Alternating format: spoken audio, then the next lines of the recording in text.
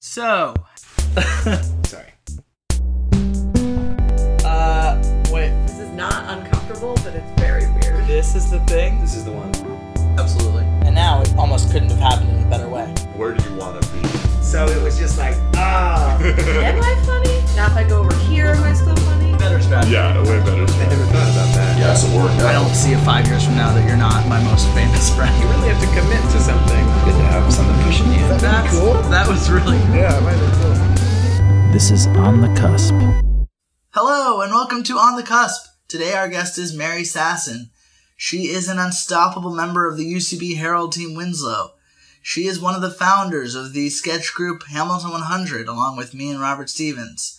And I've been friends with her since college. She's one of my best friends. Wow. This episode is sponsored by Thai Pepper at 6219 Franklin Avenue, now featuring copies of Us Weekly on the tables for everyone to enjoy. Thai Pepper. If it rhymes with spy sweater, it's gotta be Thai Pepper. So, I met Mary in my junior year of college at UNC Chapel Hill when she auditioned for the improv group Chips. And she got into the training program, and I was actually running the training program at that time, so I was her coach, which is kind of weird to think about now because she's been on a UCB Harold team for going on 4 years, and I don't really do all that much improv anymore. But it's kind of funny to think that we started out knowing each other in that way. Pretty quickly into knowing Mary, she became one of my best friends at UNC. And we used to do a lot of talking about what our post-college lives would be like. We both knew we would go into the entertainment industry, though we didn't know whether it would be in New York or Los Angeles at the time. And I remember going to a panel with her where a lot of people from Saturday Night Live, writers and cast members, had come to talk to the school.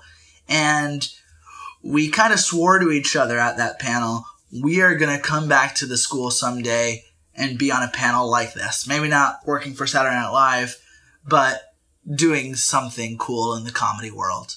I think there's really something to saying your dreams out loud to another person back when you're in college who can kind of hold you to them. And it's been really cool to have Mary out in LA, and I think for us to have each other to keep checking in with each other and see, are we getting closer to our dreams, and are we getting closer to a time when maybe someday we could come back to UNC and be on a panel like that.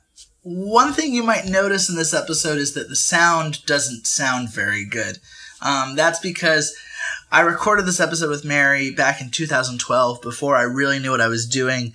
I didn't use a professional microphone. I recorded it right on my computer. And so through the interview, you'll hear a lot of what my computer sounds like when it's buzzing. So I'm sorry for that, but I think that Mary's charmingness more than makes up for it, and I think you'll really enjoy the interview. So, here's my interview with one of my favorite people in the world, one of the funniest people I know, Mary Sasson.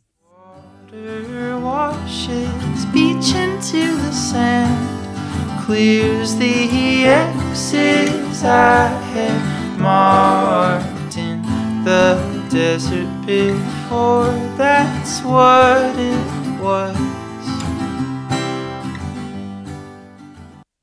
Okay, hello Mary.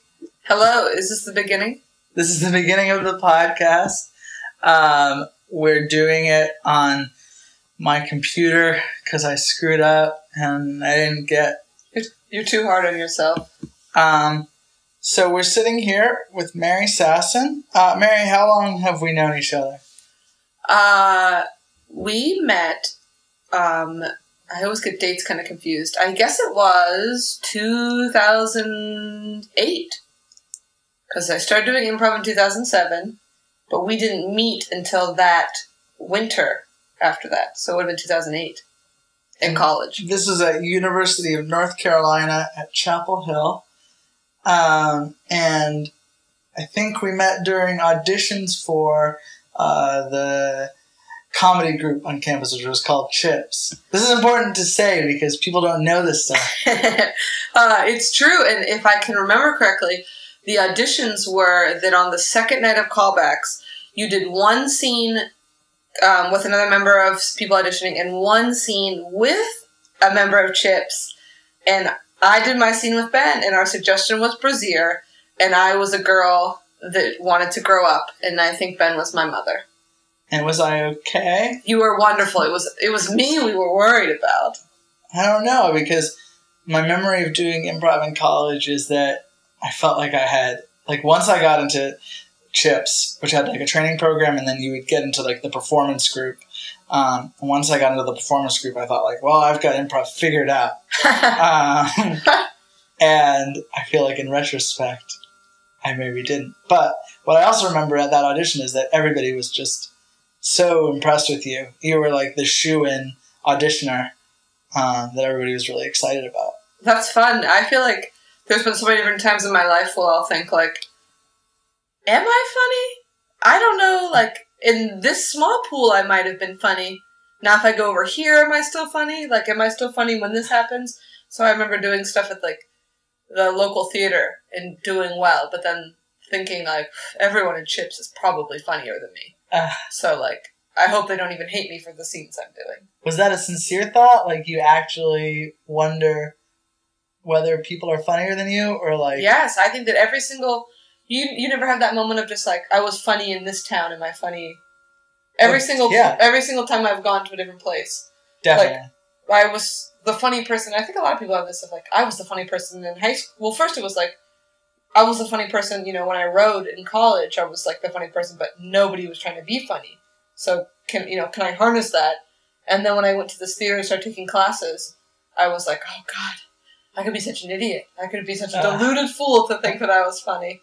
And then did well. And then when I wanted to audition for the college troupe, thought, oh God, all these people must be funny. They perform for rooms of 300. Am I funny? And then when I moved to LA, I had that same kind of like, you know, baby panic attack of like, are all these people the real funny people? And I'm, you know, this fool that came from Pittsburgh kind of thing. So. You've got to have a little bit of faith in yourself. So what's the earliest account of you thinking you might be funny? I guess just like making people laugh in class. Elementary school? Yeah. I think humor was always like very valued in my family, and I think that like especially my oldest brother Mike, who I think I respected so much, and people said that I looked like him and had the same kind of sense of humor. Who's 10 years older than me, so I think I like wanted to be like funny like him, and I remember just being like very like snarky and sarcastic even as a little kid. And what was the like first time that you ever said, maybe this could be the business that I was in, and like funny could turn into how I make my money? I guess I didn't like, you know, like little kids are kind of like, oh, I could be a ballerina, I could be like a pitcher in the, you know, major leagues, I could be an artist, and then, you know, sometimes you're not even, remember when I was little, I wanted to be famous at something, and I like remember tooling around with my like dad's golf clubs being like, maybe it'll be a golfer, maybe I'll be a famous golfer, but like having never played golf before. And so I think it was like that for a long time. And then in college, my sophomore year, kind of just like having a hard time being like in college, just saying like, if I could do anything, what would it be? And just being like, well, I'd be a comedian, I'd make people laugh. And just having that moment of like, well, if that's what you want to be more than anything, why don't you just do it? So you had that for the first time in college? The first time I think that I was like genuinely kind of like, I'm going to take the steps to pursue this. And this won't just be something that like, could I do this? Something of like, put your money where your mouth is. You're going to start pursuing this. And I remember you in college, like when you were thinking about whether like you were going to make this your real deal thing, going back and forth, like wondering if it was even a ethical career to embark upon. Yeah, I remember just, this might just be me being neurotic and worried all the time. But I just kind of, and I still will have this moment every once in a while of thinking like, oh, this is such, some people that always like will say, oh, I'm a comedian because I love making people laugh. And I love just like cheering people up and all the joy it brings to other people. And it's one of those things, oh, I wish that's why I did it. I wish I were that unselfish. Because I love doing it because it makes me feel so great. And I hate admitting that, but it just makes, it's the most fun thing I can do. And to make a room full of people laugh makes me feel better than anything in the whole world. And I love it. And So there's part of me that feels like, is this the most selfish thing I could be doing? And, should I be teaching inner city schools? Should I be, in the Peace Corps in Africa? Should I be a doctor? Should I be a social worker? Are those things helping people more? Well, I feel like some actors rationalize it by going like, "Oh, I'm going to do theater someday that like provokes social change." Do you ever have that kind of rationalization, or is your like end goal to be like 60 years from now, like doing what Joan Rivers is doing, but your own version? If in 60 years from now I'm, playing casinos. That's Joan Rivers has gotten farther than that. Her documentary, she's still playing casinos. That's true. I think that like there's levels of humor, and I think that all of them are valid. But I think that like I respect, the most, like Stephen Colbert and what Jon Stewart does, of just like, I think comedy at its best can take down. It's the jester that takes down the king, or that can poke fun at the the regime, and is just really using it for that satire and things like that. And I think that's comedy at its smartest, and I think that like that would be so much fun, of just kind of like using comedy to kind of like poke holes at the big guy or the bully. I think that there's a part of me that wishes I did more of that, because I think that like that's comedy at its finest. Yeah, that it's like the stepping stones to get to that point. Yeah, and not that comedy just for silliness sake is so valid and important to me too, because I think that the role of comedy is also that, not to be bleak, but we live in this crazy world where, why are some people hungry and some people have too much food? Why, there's so much craziness in this world, so to just kind of like lighten the mood is valid in and of itself. I really like that. But so let's go back to you at age like 5-ish. How different were you at 5 than you are from you at, are you 25? 25, yes. Okay, how different are you at 5? What grade are you in when you're 5? Like kindergarten? Some people go into kindergarten when they're 5. Okay. It's different for everybody. So, okay, well, let's say around kindergarten. Probably pretty sarcastic. Often pretending I was a dog. My mom said that she used to get calls home from my kindergarten teacher saying that I wouldn't come out from under the table because I was pretending to be a dog. I think I'm like, the biggest change I think from like me as a little kid to me now is that like, when I was a little kid, like I had no fear of authority, so you could not tell me what to do. If I had something on my mind, I was never disciplined as a kid, so it's like, you couldn't tell me to do something if I didn't want to, because there was no fear of consequences. So I just was like, the most difficult student to deal with, I think, in elementary school and middle school. And then the one tactic, I think I remember you telling me that, like, could get you is, like, somebody basically telling you that you had disappointed them, or that, like, you weren't being a good friend to them. My mom used to do that. The one kind of way she would, when I was really little, if I had done something that I was being bad, she would say, like, "Oh, you're not being my friend right now." And that would make me like, "Wait, what?" Because I was obsessed with my mom. I used to sleep at the foot of her door as a little kid, so that, like, I would, never, that was as close as I could get kind of thing, always. And whenever she would come home, I would run to her. Whenever she would go for her purse, I would run to her, like, was obsessed with her.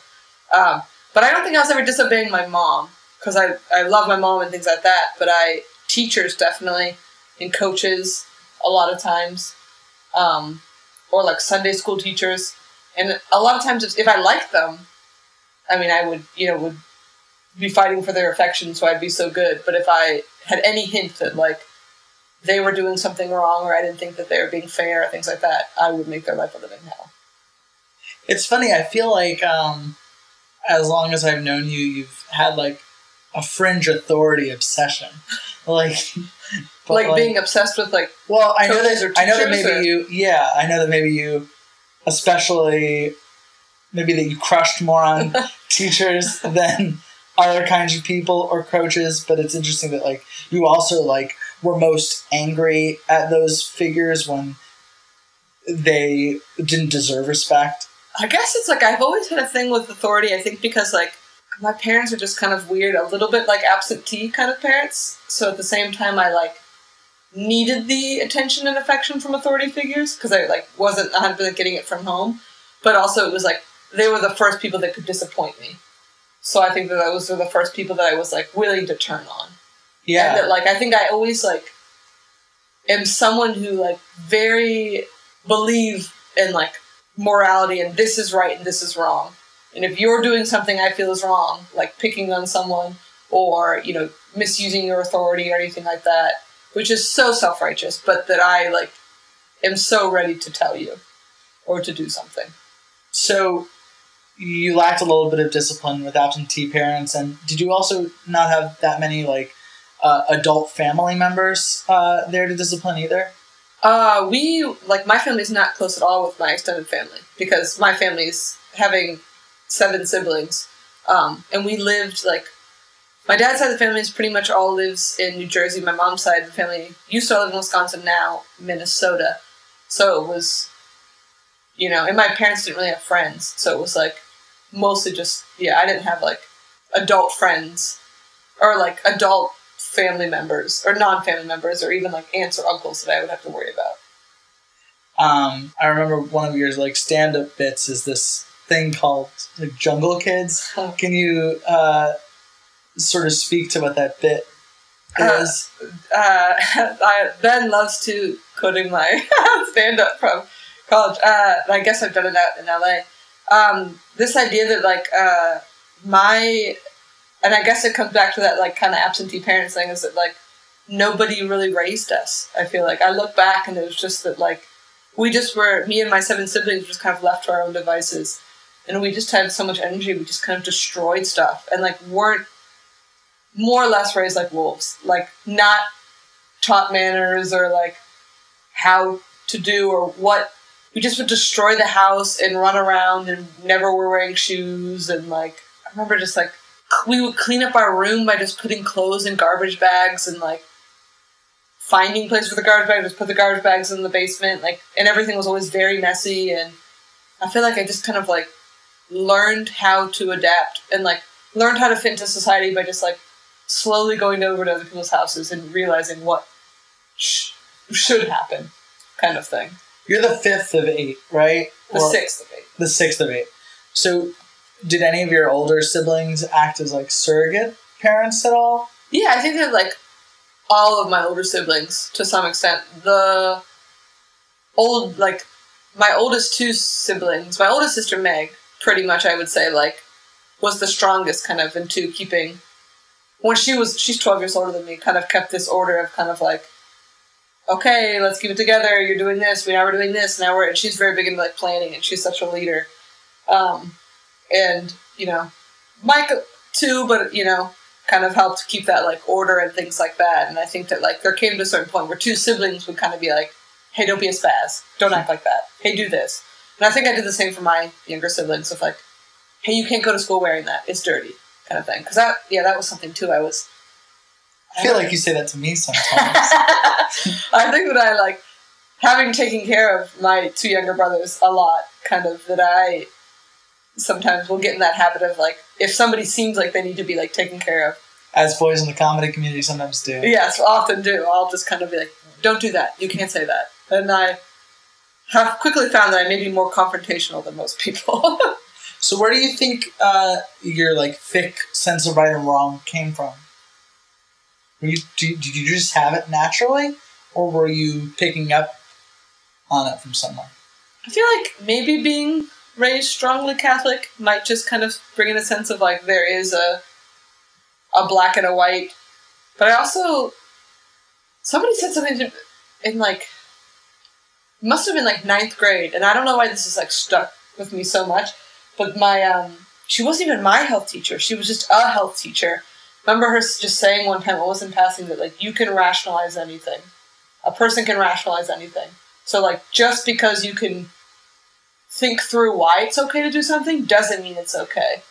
And so I think that like that's always stuck with me whenever I'm worried about like if I'm doing something innately wrong or right, like am I rationalizing that it's okay? Or is it no, it's wrong to do that? And I do think that, like, you know, I believe strongly in treating other people how you should be treated, and, like, so many things just stem from that. So do you end up playing devil's advocate within your own brain to, like, try to figure out whether this thing is right or wrong, or if you're just, like, bringing your own self-interest into it? I think it's not even playing devil's advocate, because I think that, like, try to make sure I'm not entertaining devil's advocate, maybe. I think that, like... Trying to make sure you're not entertaining the devil. I think that, like, even when I'll be thinking about, like, a decision or a choice, and I'm thinking, like, okay, is this wrong? Is it okay to do this? You know, whether it is kind of like, even kind of like, oh, taking something home from the office lunch, like kitchen rather. Like, is this okay? Because, like, is that stealing? Because usually it's for work to eat food there.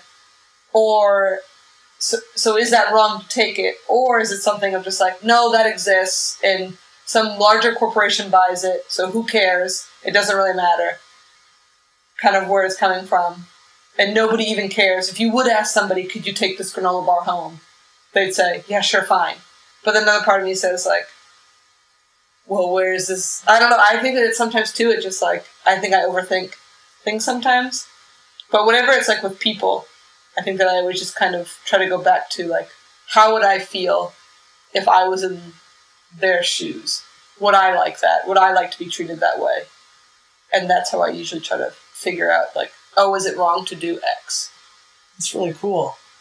As long as you know the other people. I feel like we kind of glossed over the fact that you have so many siblings because I've just known you for a while and it no longer phases me. But I should probably, like, take the time and go, like, oh my God, 7 siblings? Yeah. And just for, if anybody's listening to this at all, whether it was interesting to grow up with so many brothers and sisters. People ask me that a lot, and it's always funny because it's one of those things that, like, it'd be like if somebody asked, if you grew up left-handed, someone asks you, like, oh, I guess maybe you can say anecdotes about it. To me, being the 6th of 8, by the time I came around, I already had a big family. And 2, it's one of those things of, like, what's it like being Indian? It's like, I don't know, I've only ever been Indian, kind of thing. You know, I don't know if that's the best, you know, analogy, but it was something that, it's again one of those things you don't realize it's different until you're around other people. Well, to me, having a small family is crazy. Yeah. So you can make the educated guess that maybe you didn't get as much attention as somebody who only had 2 children, but you've never experienced that amount of attention. Yeah, I think it's interesting.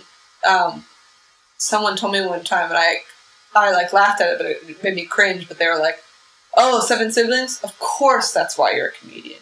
Of course, that's why you want to do this. Like, textbook psychological. Like, you wanted attention. Yeah, that's why you want to be a performer."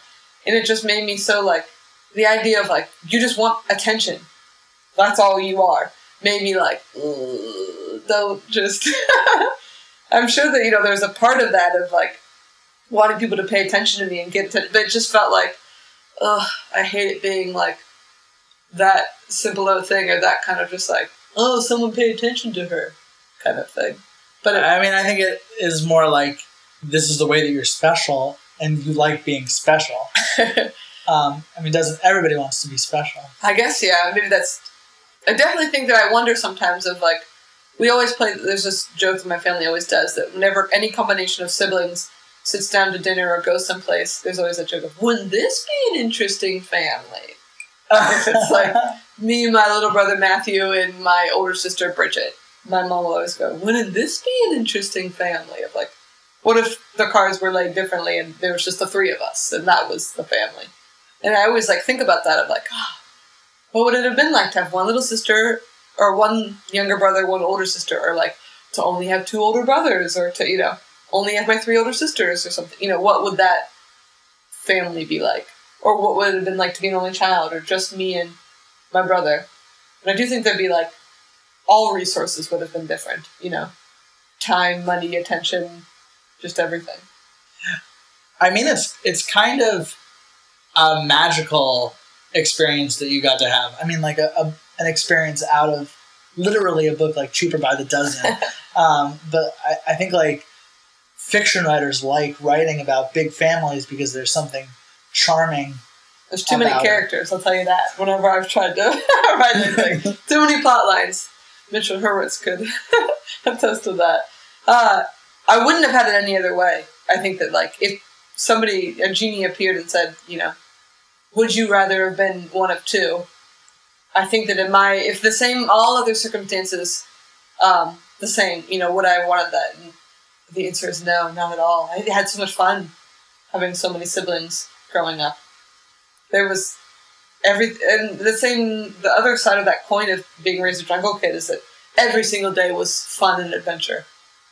Do you have any really close friends who are only children? I think I have, like, maybe one or two. I dated someone who was an only child, and I don't think I'll ever do that again. It's just such a different... I think that you do just come from, like, such a different mindset. Being the sole center of attention. Into, like, I think there's a lot of socialization you get early on.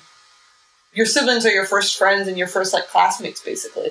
And if you don't ever have to learn that other people get to go first and other people get to share and other people are more important sometimes, that, I don't know, you're just a different kind of person.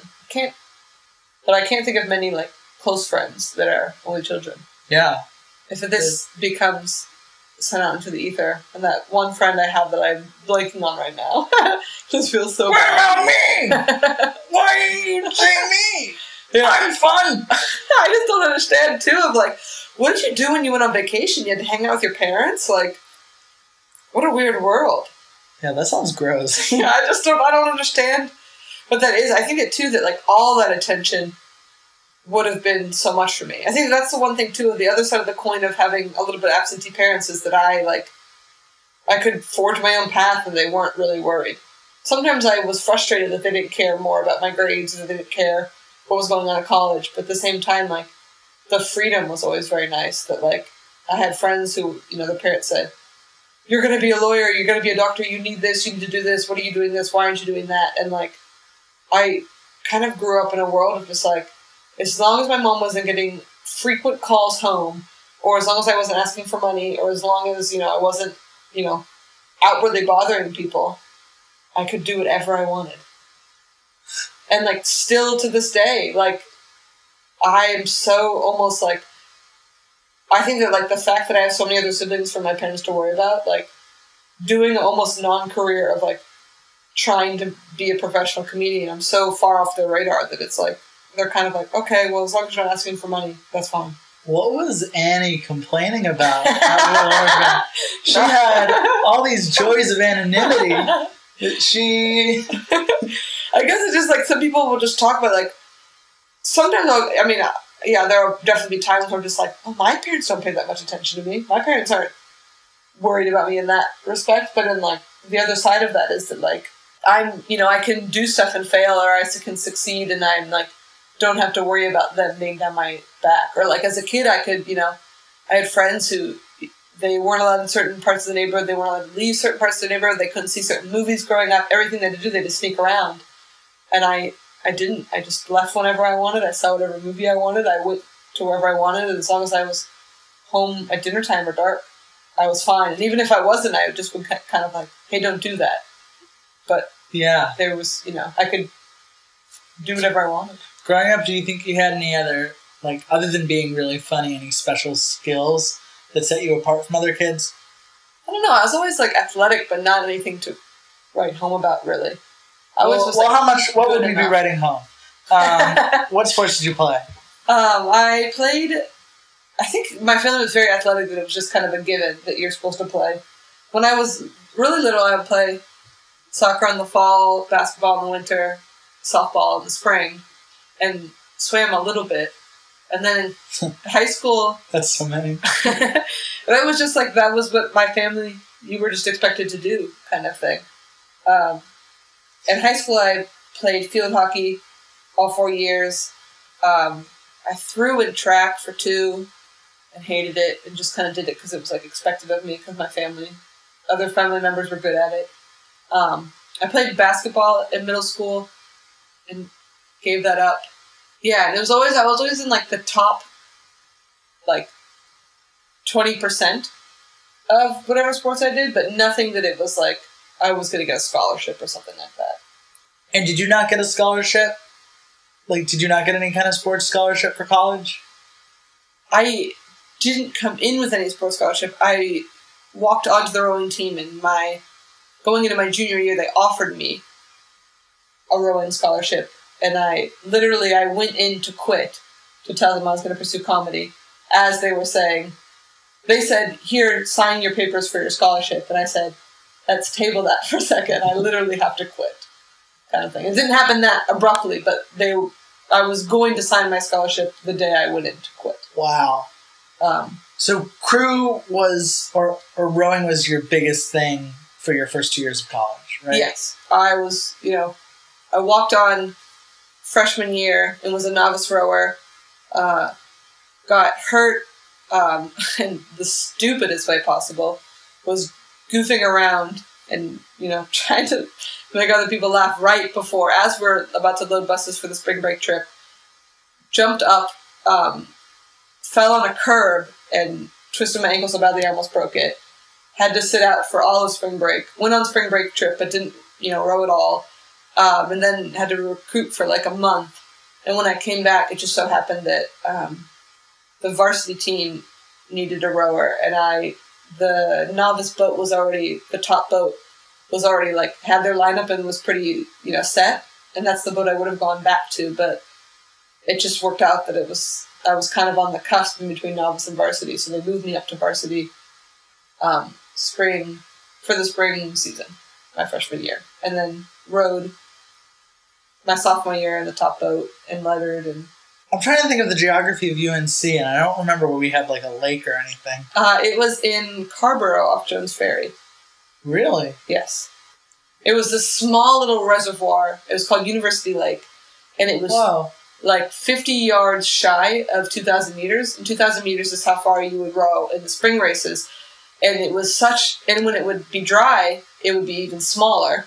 And it was we were at such a disadvantage because we would do these test pieces. Also, it wasn't a straight 2,000 meters. There were two curves in it, which again, your timing, if you're trying to pace how fast you're doing a 2K, your timing is going to be off. But we never got to kind of practice the right amount. But it was in Carborough. Was there ever lobbying for the dean to give us a real lake? Is that nobody cared about the program. The program was a club sport, and then the person who ended up becoming the varsity head coach, Sarah Haney, and some other people did some research and found out that UNC was not Title IX compliant, which meant that they didn't have as many female sports teams or female sports players or athletes as they should have. So did some research, and they said that if you make rowing a varsity sport, you'll be compliant with Title IX. And so the athletic department said, fine, you're a varsity sport. Which meant that we got all the gear from Nike, which meant that they gave us, a nominal amount of scholarship money, and, we were allowed to go to all the athlete functions, and we were considered a varsity athlete. But it was the sport that they could care less about, because I could not care less about. And we were competing with teams that NCAA requirements said you can give, I think, 12 full scholarships. Each sport has a different amount that you're allowed to give full scholarships for. I think in rowing it was maybe 12. And UVA, which is an ACC school, had 12 athletes who were on full scholarships. If the number is 12, it might be different. 12 full scholarships, and other ones that are partial scholarships. And in Virginia, it's a big rowing state, so they could have people come in-state and walk on and already be great. And in North Carolina, no one was on full scholarship. People, if they were on a $5,000 scholarship, it was a lot. One girl was on, I remember my sophomore year, on a $12,000 scholarship, and that was unheard of. So it was So she was amazing? Yeah, I think UVA's program got $1 million a year, and I think maybe we got $50,000. Oh my gosh. So it was we were competing with schools that, had 10 times as much money as us, or whatever the number is. And the athletic director was just kind of hey, you're lucky we give you anything, so don't complain. Any competition on your team for somebody who rivaled you in being funny? I think if there was There's other people that I think that, this feels like a weird thing to make. No, this is funny. It's me. On the rowing team. Yeah. There are people who are funny, and I think there are people who, like... I always think there are people who are, like, not trying to be professional comedians. There's people who are maybe just as funny, but, like, they're not pointed, or maybe that's not their thing. I do remember that there was, like, there was this tradition where there was sketch night, and I'm sure they call it skit night, during spring break once a year. They would have, like, the end of spring break, everyone would, like, every class would do, like, a series of sketches, just kind of, like, and the rules were, like, anything goes, no one gets to get their feelings hurt. And the coaches would do one, too.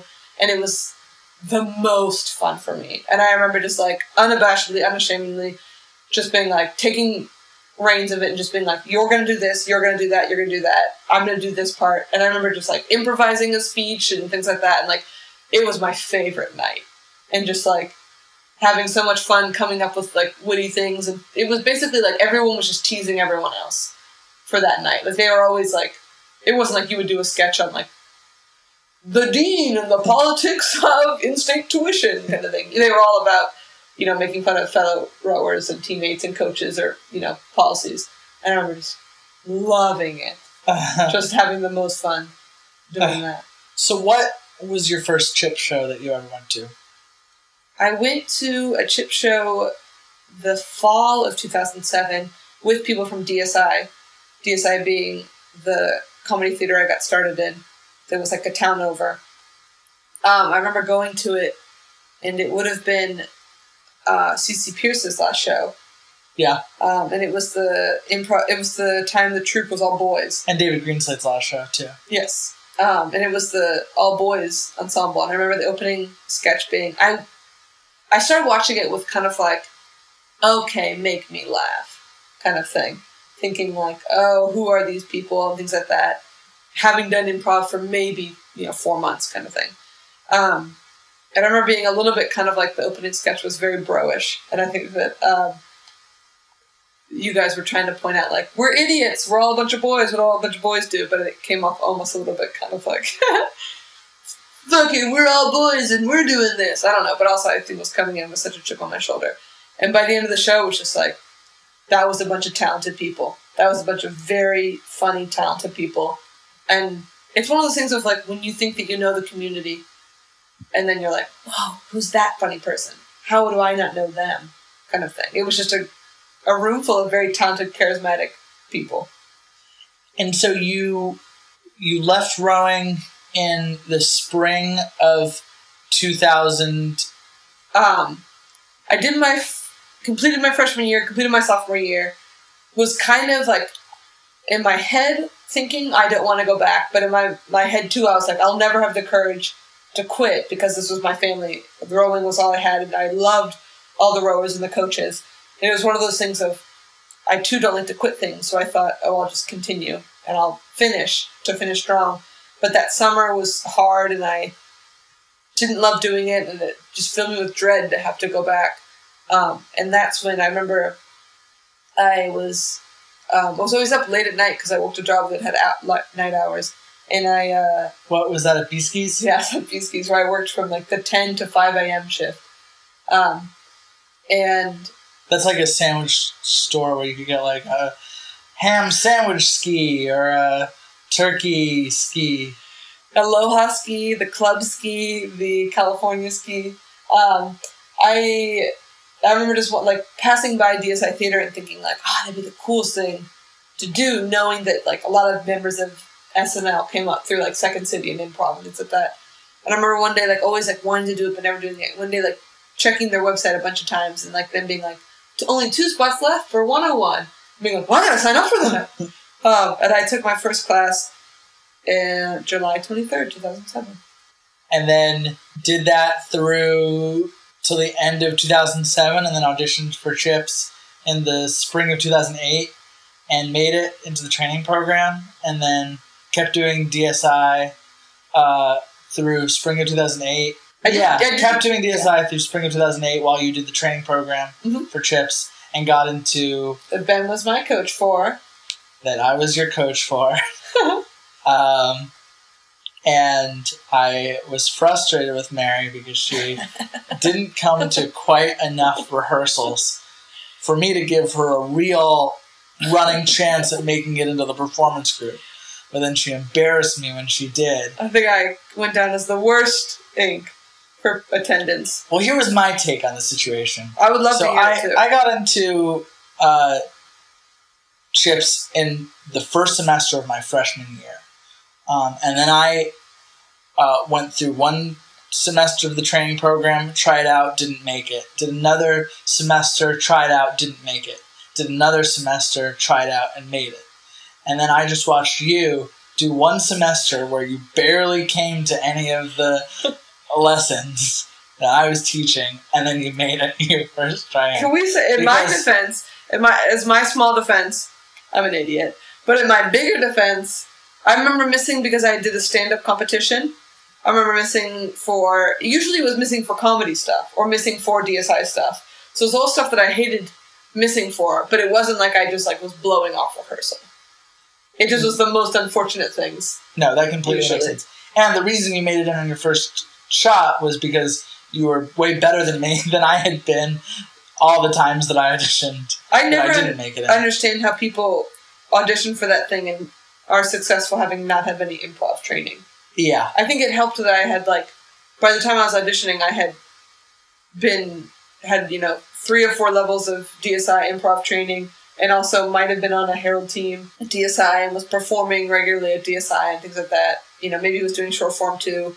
I don't know how anyone would have the confidence to do improv cold without even having anyone ever said, this is what improv is. No, it's pretty incredible. So to me, it was one of those things well, I've been doing it, I did my best shot. I don't know how anyone does it without having any training. Well, at least when I first tried out for Chips for the training program, I had done Commedia dell'arte in college, and I knew how to play around outside of the confines of the script as the Pantalone character. So I had a head start, too. Well, that's how you do it. I always am here's one thing I always have figured a complex of, and not as much here, but definitely in college, there was a lot of, everyone else came from a theater background, and I have absolutely no theater background. So people would say things of stage right, stage left, or anything like that, or, reference any kind of acting method or thing, and I have no idea what anyone's talking about. I think maybe just to learn the difference, understand stage right, audience left kind of thing. And yet, was it the actor who knew what stage left was, or you who recently booked a online Target commercial? Which one? You know what? You're right. I'm killing it. So you're missing my my classes that I'm teaching at UNC. I'm getting nothing from that. Back in 2008, and meanwhile you're missing it for stand-up competitions. And who was it that I feel like there was somebody famous that you won a competition and you got to be the opening act for? Who was that person? You didn't even do a good job of feigning. Ben loves telling the story. What is funny is you're always very good about. I used to love having you around at parties because you would always brag for me, so I didn't have to brag. I got to open up for Lewis Black because he went to Carolina and would come back every single year and hold a competition for someone to open up for him in Memorial Hall, and I won it my junior year. So I got to meet Lewis Black, and Rob Riggle was there, and John Oliver, and Rory Albanese, who's the executive producer of The Daily Show. And it was a super fun experience. And meanwhile, there was another stand-up competition going on called the Rooftop National College Comedy Competition, which Mary also got really far, and she became one of the final 4 students in the United States in the end. And it all resulted in this sort of comical reality I found myself in, where in the microcosm of our college, I remember in the student union, picking up a magazine, and Mary's face was on the cover of the magazine. Yeah, there was, I guess it was Rival magazine that was this UNC Duke magazine wanted to do this. It was a year after that, the rooftop thing happened. I got to go to Aspen to perform in the national, level of it. And it it was one of those things where like months and months and months later, somebody wanted to do a piece on it, and it felt one of those things of like, oh, that happened so long ago, but okay. And then they thought the story was so interesting, so they put me on the cover of it, and there was this weird period of time where I remember like asking someone if I could take a chair in the student union, and they were reading the magazine, and they just looked at me and said, "Is this you?" I said, "Oh, this is the most embarrassing thing." Yes, that's me, and like, you know, took the chair. And I think my English teacher was like, oh, he was Irish. He was like, I saw you in a magazine. And like, I was like, oh yeah. The most embarrassing and flattering thing. I feel like at this point in the interview, I'm just telling parts of your life instead of you telling me. This is what you're here for. I love this. I'm your James Lipton. But I feel like all this brought you to like your senior year of college to a point where like you really like graduated from UNC on top of the world, like with your face on like the covers of magazines and winning these stand-up competitions, and you ended up directing our improv group Chips, and I feel like you ended college in just like this amazing place. And then what was your next step leaving college as like a mini campus celebrity? It's nice to think about that. I went back to Pittsburgh to do AmeriCorps for a year, and so I taught in an inner city school. And was that difficult in the same way that like Teach for America seems to be for a lot of people? It wasn't 2 years, it was only 1 year, but I will say that it was one of the hardest things I've ever done, and one of the most ridiculous at the same time. We were in a very unique, there's 5 other people, is that right? Joe, Doug, Allison, yeah, 5 other people who were also at the site with me. It was this inner city high school in Pittsburgh. And we just had a comically difficult time. We had no support. We were supposed to be tutors. They made us teach a class, but they didn't give us a curriculum. Our site supervisor quit in December, so we didn't have any leadership to ask people from. The teachers thought we were Pitt students. They didn't understand this is what we were doing. They kept threatening to shut down the high school, so nobody was committed. The principal would disappear for, weeks at a time, and there's a period of 2 months where she would wear oversized t-shirts, yoga pants, and flip-flops. And there was just fights all the time, and it was the weirdest experience. And so trying, because it was these students who came to love us and need us, and, but at the same time were so difficult. And there was just, it ended up being feeling like you were a mom to 300 students.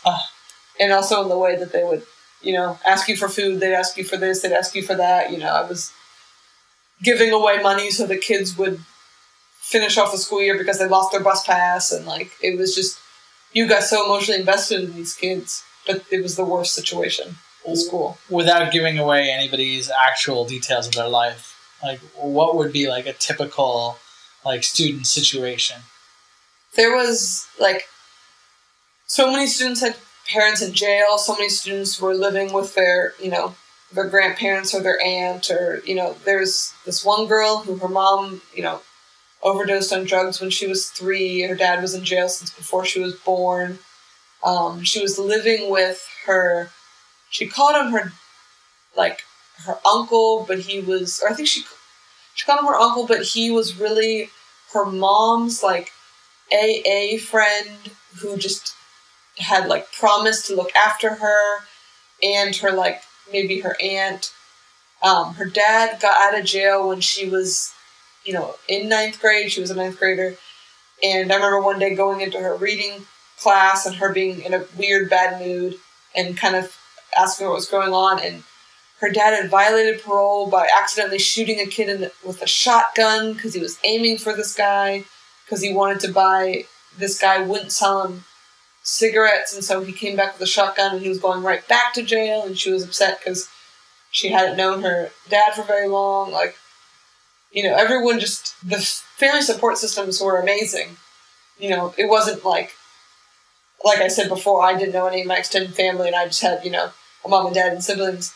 they, you know, everyone was your cousin, but if you said, what does that mean, your cousin? It's like, well, really, it's my sister's brother's nephew that I call a cousin, or it's my sister's daughter from a third marriage, or this or that, and then it was like, but I'll defend him to the death like it's my sibling. And that person will, you know, has the same responsibilities and roles to take care of me and to look after me as my sibling of both parents, kind of thing. Like, it was interesting to kind of figure out just kind of like what their family situations were, because it was so different than what I was raised in, but not necessarily always worse, just different.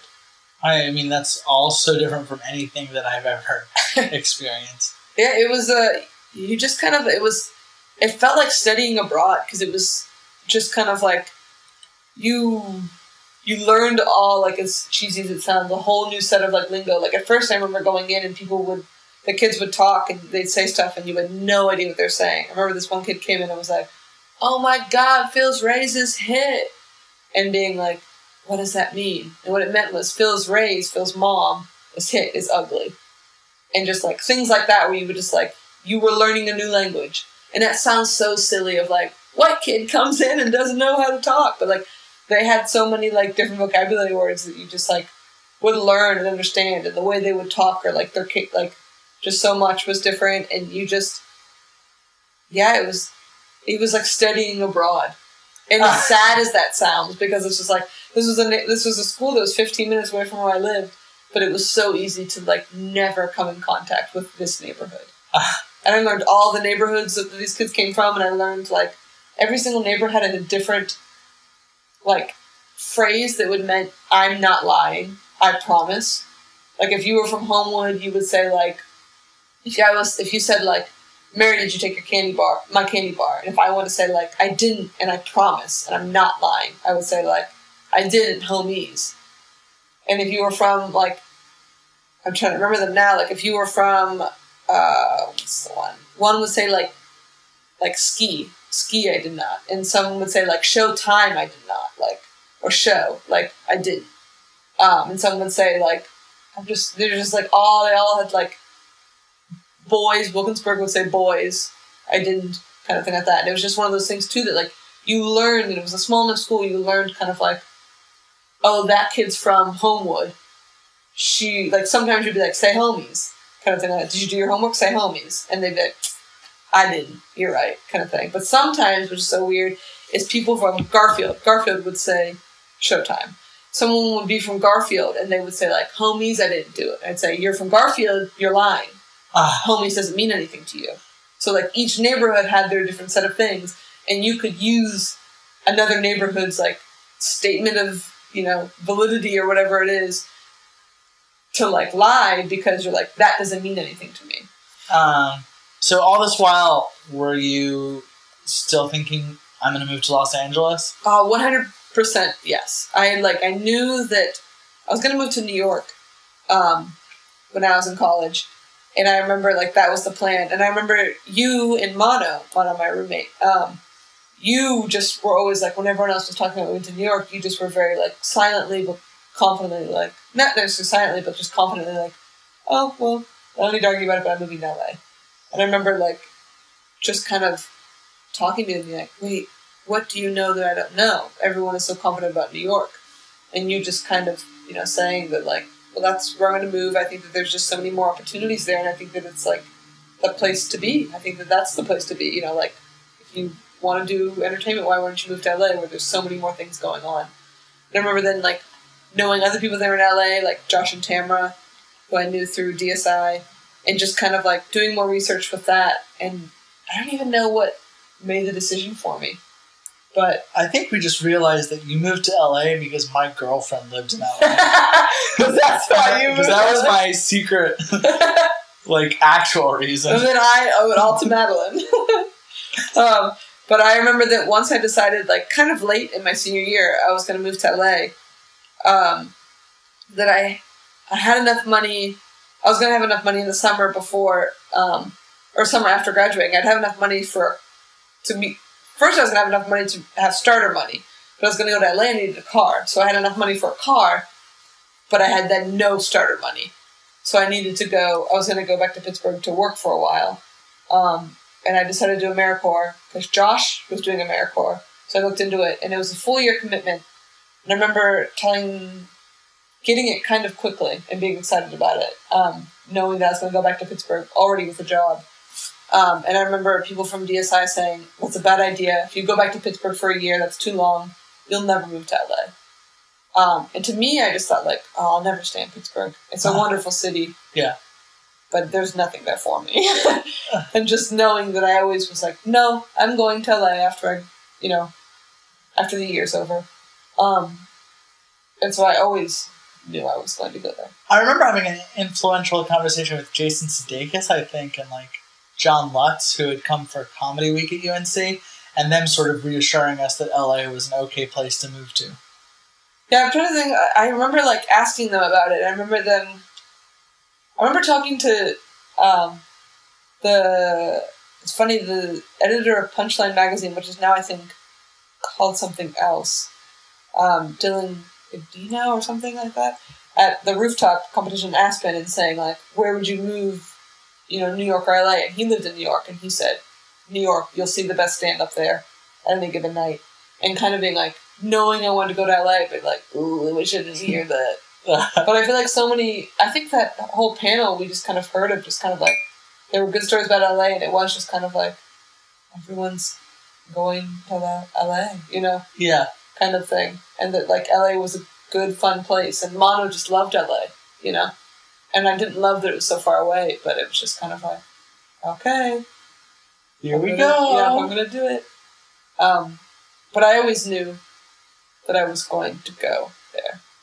So you moved from Pittsburgh to LA, and I remember you, from the beginning, feeling like you were like a year behind. Yeah, I think as soon as I got there, I think I came in the best case scenario and didn't know it until a little bit of a, distance. But Mono and my other roommate, Betsy, took, they took me under their wings, and they introduced me to everyone, and it was like I was speed dating, just meeting people left and right.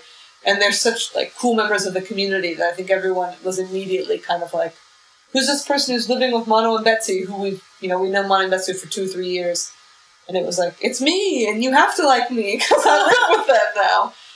And I moved on a Wednesday, and I had set it up so that Sunday was my first one-on-one at UCB, just because it was like, I'm not going to screw around. I feel like, because you had been out here for a year, and Robert, our other friend, had been out here for a couple months, and I remember just like, I'm going to hit the ground running, and I'm going to do this as fast as I can, and, just was very eager to just do stuff. And I think part of it was like, when I was in Pittsburgh doing AmeriCorps and teaching, there just were moments where I was just so sad, and I just realized it was like, I'm not performing. I just miss performing. I think I just would like, I had a year where I was sitting on the sidelines. I was just so ready and excited to just be moving. Yeah.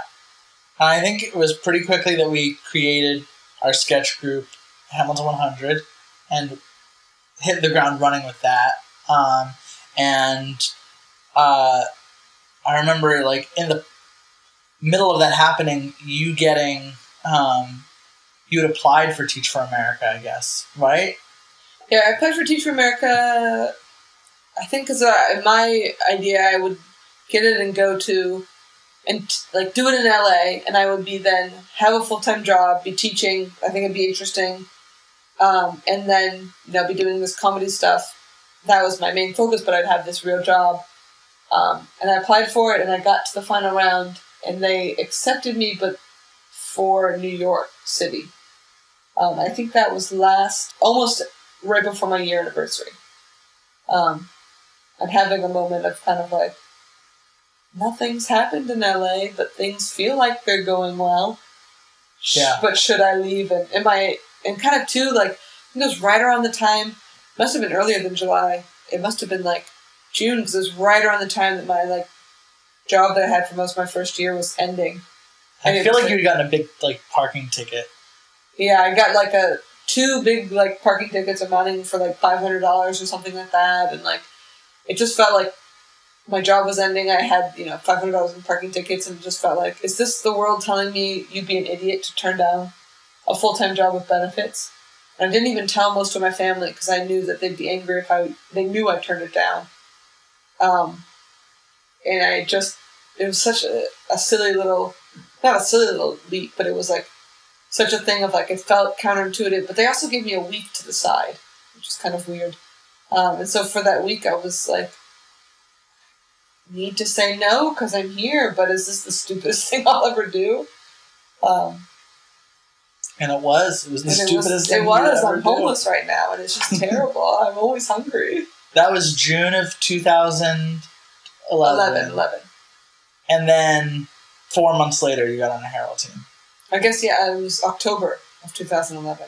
So, yeah, it was, I think people had said, like, kind of like, people who knew I was, like, deciding, was like, see, you were supposed to stay, kind of thing. And it was nice to get something so soon after to kind of be like, okay, this was the right thing to do. Yeah. I mean, I really felt that way. When you were making that decision, like, I had always had a hunch, like, Mary's going to get onto a Harold team, like, when she, like, first tries out. I feel like I said it a bunch. Didn't I? Do you remember that? Or I'm sure do you remember me more going, you're not going to get it. You're worthless. Why are you in this town? No, I think you've always been very supportive of my abilities. But I felt like, yep, here's the reward for making the riskier decision to choose risk over safety and security. It's nice that the universe does that. It doesn't always do it. Yeah, it doesn't always. People are homeless. Yeah, it was nice. I think that it's always a very surreal thing. So it's such a weird thing to get cast on, something that so many people are trying for. Yeah. It just feels like such a, yeah. And almost the fact that so many people are trying for it is the thing that defines it as good. It's like, why is this thing good? Well, yeah. So many people want it. Yeah, why does this mean anything, kind of thing? I mean, obviously, interesting things sometimes happen to people who are on those teams. Yeah. And so that's one reason. But then, like, I think another thing just comes from how coveted it is. Yeah, it feels weird, like, even talking about it, because I think there are still so many people who want it and, you know, maybe who see me perform and think that they should have had it over me or whatever kind of thing. I've heard a lot of people say that. There's a lot of, what did this idiot get the spot for? But it's a nice, like, it's always nice when somebody kind of, like, you get something like that, and it feels a little bit like a pat on the back of, like, hey, you're doing something right. Yeah. Hey, we like the way you're doing things.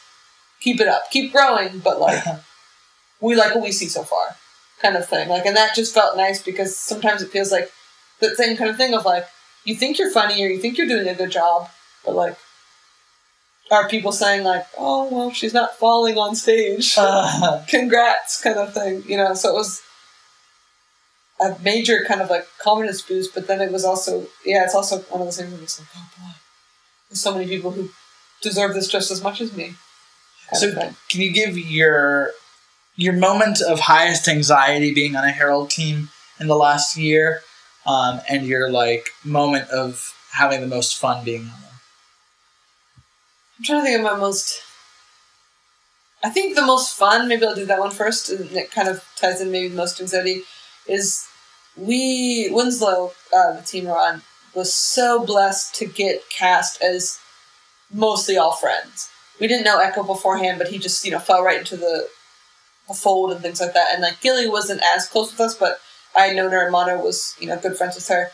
But it was the coolest thing to get cast on a team with a roommate, and, you know, with Drew was such a good friend. I didn't know Dan that well, but he was, you know, I would call him a friend, and John was a friend, and it was, like, just this group of people that, too, had just kind of, like, you know, had come up together, and it was just like, these are all my friends, and I don't want to be on a team with anyone else. Yeah. Kind of thing. And so impressed with them, and it's like, I think the highest moments are, one, every time I realize, like, oh, I'm on a team with all these people that I love so much. And then, just two, anytime we'll, like, I think Winslow shares this, like, goofy sensibility to it, that, like, we always want to do good improv, but we always love silliness. I think that, like, there's something we, like, pride about that. And so, like, when we're being silly, but it's still good improv, and it all falls together, and it's, like, that whole thing of, like, they said that the family was, like, a group of people falling down a flight of steps that landed on their feet at the bottom. And I'm not comparing us to the family, obviously, at all. But it's like, when it works, it feels something like that. Like, we're all just talking or moving faster than we can think. And if it all ties together in the end, it feels so good, kind of thing. So I think those have always been the moments when we do something together, big, always feel like the best. Because we're doing it together. And, like, when people will compliment us of, like, you can tell you guys like each other. Like, on stage, it always feels, like, so nice. Because you're doing it with your, you know, a lot of good friends. And then anxiety-wise, I guess every once in a while I have, like, the fear of, like, oh, God, am I the worst one on Winslow? I think that, like, every once in a while I'll, like, feel like I'm just kind of in a funk with practice or something like that, or whatever it is. And I just have this fear of, like, oh, God, am I the dead weight on Winslow? And that must be a thing that everybody thinks. Yeah, I think that everyone... And I think that if I would say that, people in Winslow would be like, no, we don't have a dead weight. We succeed and fail as a mean, Drew, obviously. But... I mean, Drew can't do a walk-on, and we all wore shirts the other day that had a stupid saying that Drew said. Yeah, I guess it's, like, maybe that, because I think that I would never want to be, like, the one holding back the team. But I think that it's, like, Winslow's strength is that it's such an ensemble. And I, like, kind of get annoyed when people be like, even when someone will say, like, try to compliment me, like, you're my favorite on Winslow, I want to be like, oh, that's not what it's about.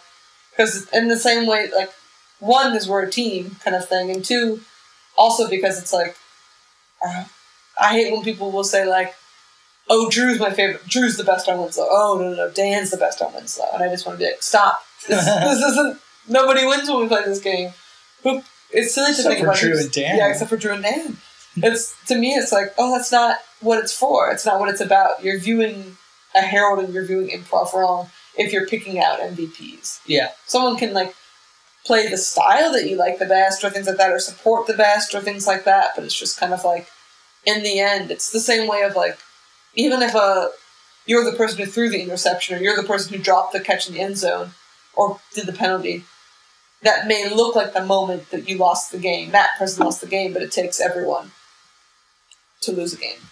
So obviously, this last year has been really cool with the Harold team, and you spent a little bit of time as the assistant for an A-list celebrity who must remain nameless due to a non-disclaimer. Likely.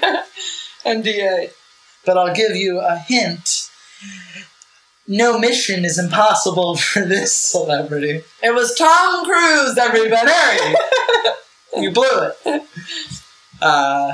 We'll edit that out.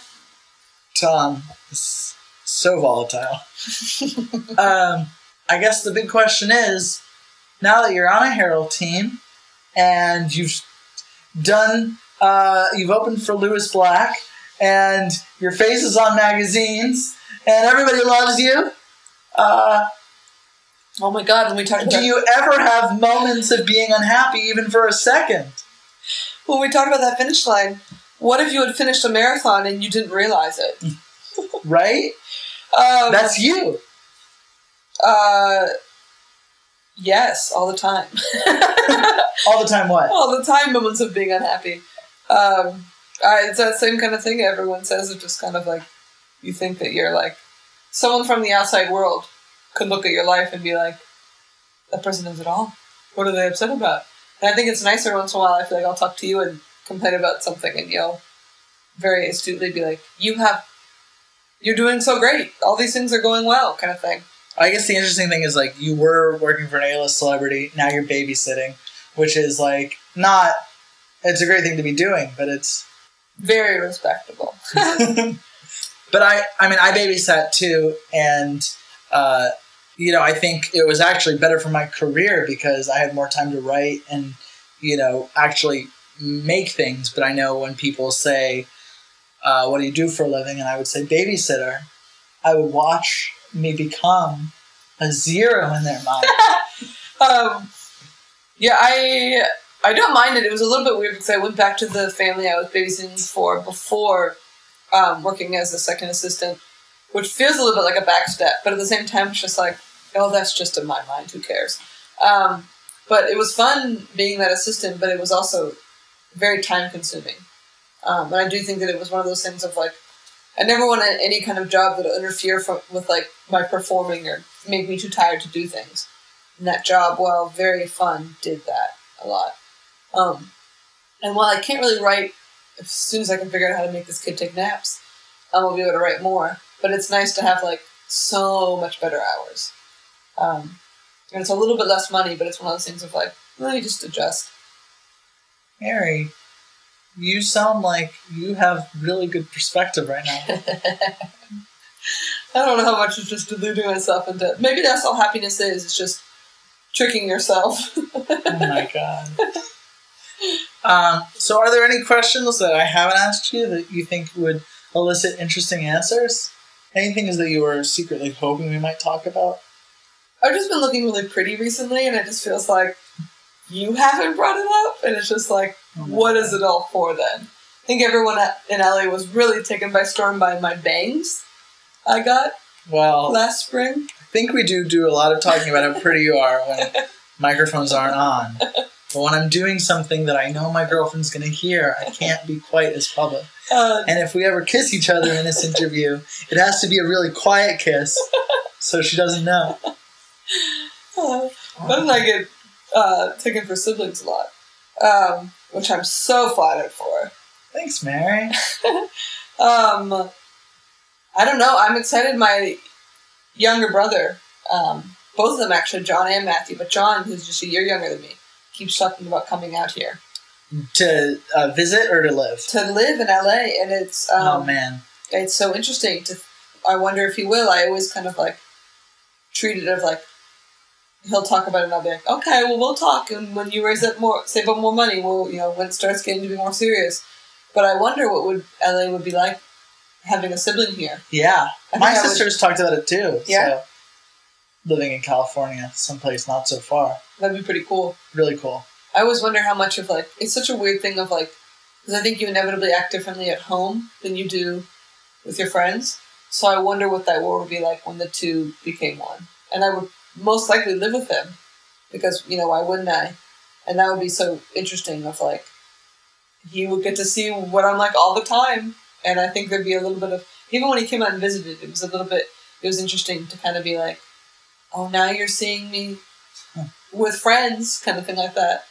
I think it'd be really fun, and I think that he's so interesting to me because he's like, Matthew and I, the youngest, just 6 years younger than me, have almost the exact same sense of humor. And when I was living in Pittsburgh, it amazed me and tickled me to no end that we had the exact same sensibilities. But John is, like, such a different person that, like, it's interesting to me, his sense of humor, because it's, like, not from the exact same place, but that's, like, interesting to me, too. Yeah. And am I allowed to ask whether you have a little bit of a boy in your life right now? Am I not allowed to ask?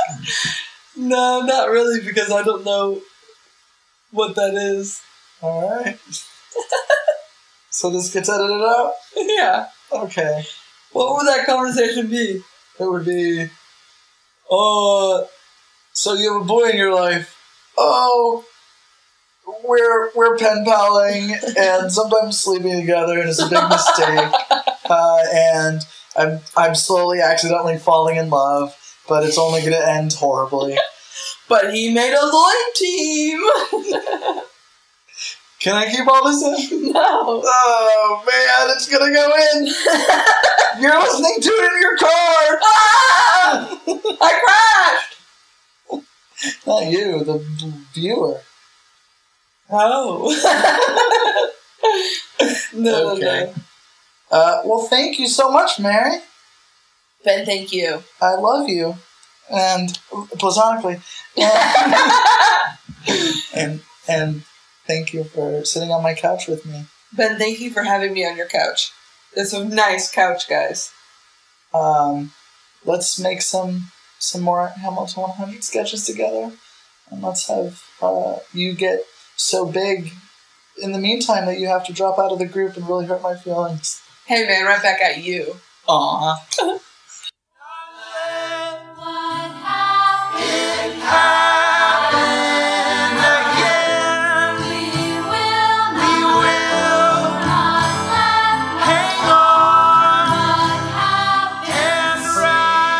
So if you're listening to this, you may notice that Mary told me to cut that last part of the episode, and I didn't.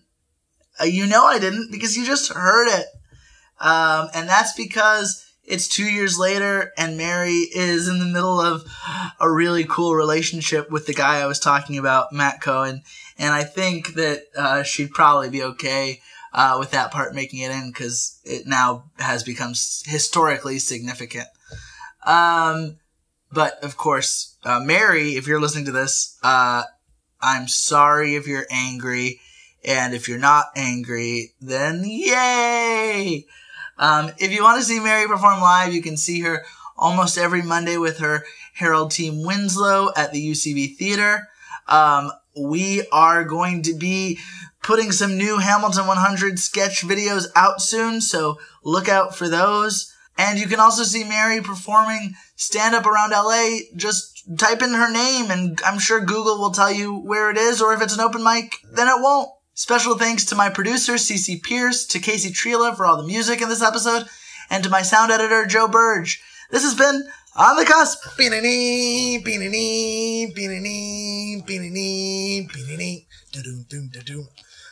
That's your outro music.